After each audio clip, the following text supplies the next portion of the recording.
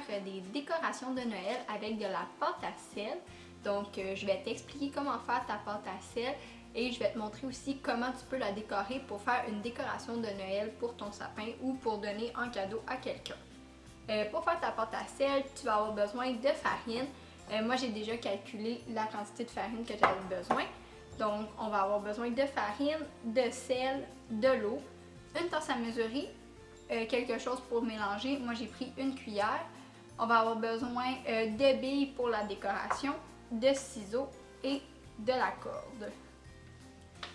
Donc pour faire ta pâte à sel, tu vas avoir besoin d'un grand bol pour mélanger tes ingrédients. Dans le grand bol, on va commencer par mettre 2 tasses de farine. Moi j'ai déjà calculé ma quantité de farine, elle est déjà dans mon grand bol. Ensuite, on va ajouter une tasse de sel. Et par la suite, on va aussi avoir besoin d'une tasse d'eau. Donc, une fois que tous nos ingrédients sont dans notre bol, on peut commencer à mélanger.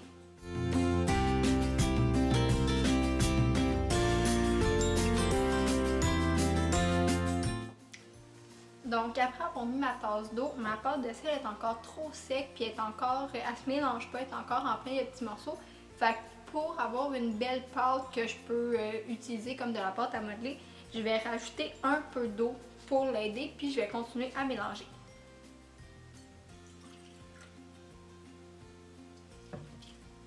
Donc j'ai pas rajouté une tasse au complet, j'en ai juste rajouté un petit peu.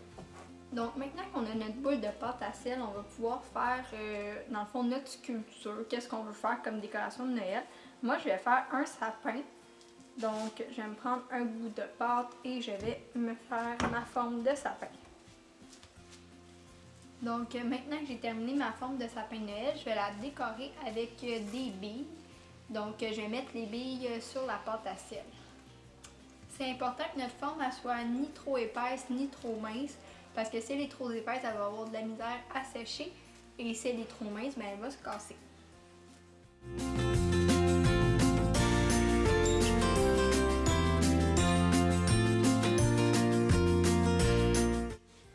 Donc maintenant que j'ai fini de décorer ma décoration, c'est la partie plate qui reste à faire. Il faut attendre que ça sèche.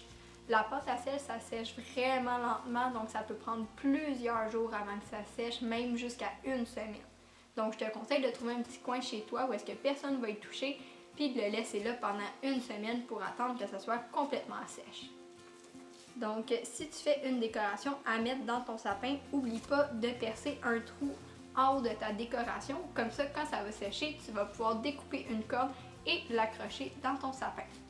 Donc c'est tout pour l'activité d'aujourd'hui. J'espère que tu as aimé faire la pâte à sel. Si tu veux voir d'autres vidéos, tu peux retourner sur notre page Facebook pour voir nos autres vidéos bricots, nos vidéos de contes et nos vidéos de danse. Bonne journée!